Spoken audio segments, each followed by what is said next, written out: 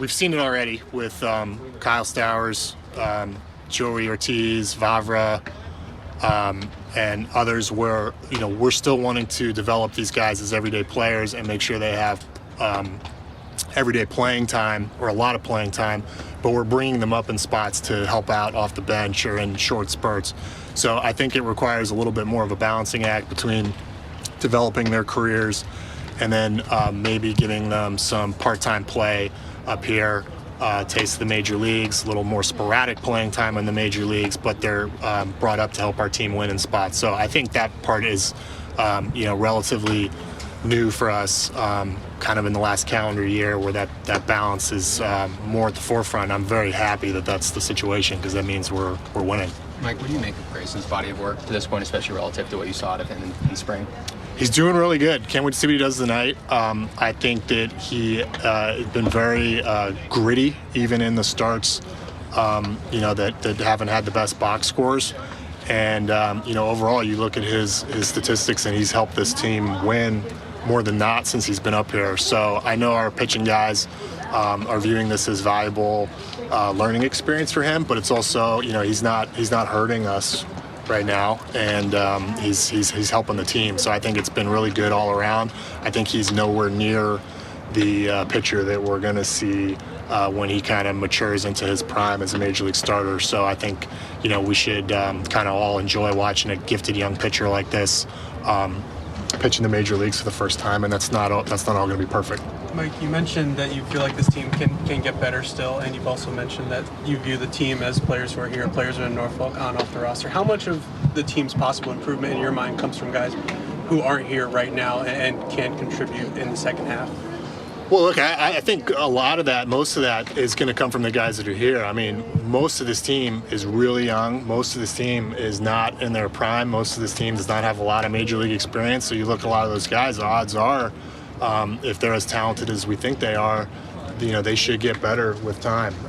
And so with our young group up here on the Orioles 26-man roster, I see a lot of these guys getting better as the year goes along, and that's going to be a big boost. And that includes pitchers like Grayson, or even guys in more of a sophomore kind of season like Bradish.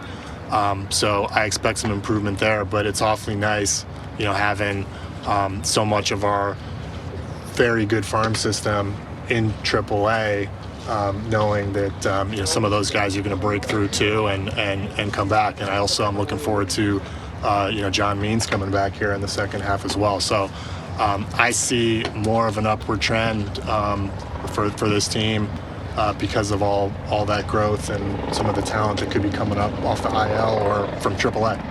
A great start to the season for Colton Cowser down in AAA. What else is the organization looking for out of him before he gets his call up? Yeah, he so far very encouraging in terms of just the production, but I think in particular the strikeout, walk numbers have been good. He really hasn't spent that much time in AAA. We gave him a taste at the end of last year. We're a month and change in.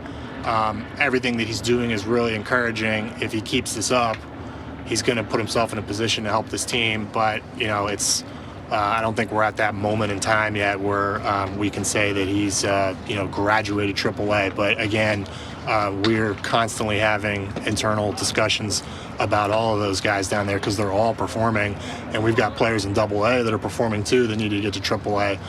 So these are good problems to sort out for us, and I think as the season goes along, we're going to see more and more of these guys. How nice has it been to see what Heston's done really from fall on?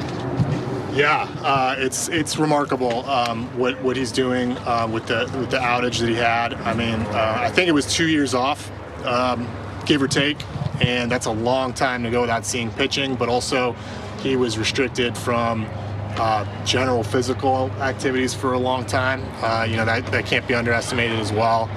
And he's been one of the best hitters in AA so far, and was equally good in Major League Spring Training. So, I view it as a matter of repetitions in terms of if he keeps doing this, how much longer before he needs a new challenge. DL Hall's been stretched out.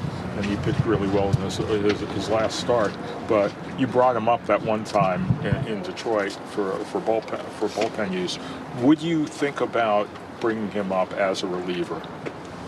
Definitely. I mean, I think you look at today, we brought Drew Rom up as a reliever. He's not getting a start. He's going into the bullpen.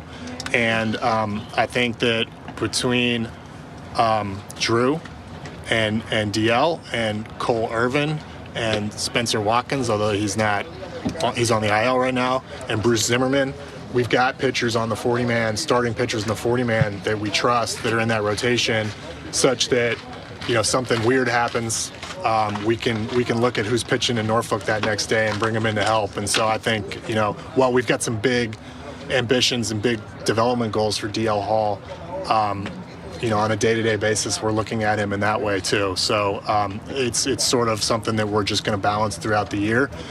And if a guy like Rom comes up and helps our bullpen for a while, it doesn't mean that we're no longer developing him as a starting pitcher. So we'll just try to balance all that. Can you talk about how valuable Adley's been to this team the last 2 years? It sure seems like he's helped. I mean, if you look at our record since he got called up, and just being around him every day, and he's arguably in the conversation to be the best catcher in baseball right now. And catcher is one of those few positions where you're impacting other players on the field. So that part of it's hard to quantify, but I think anybody that sits here and watches Orioles games on a nightly basis can sense the impact that he's having and the value that he's bringing. And he's also somebody that is 25. He's getting better still, and I include him in that group that I continue to think we're going to see their best days ahead. You have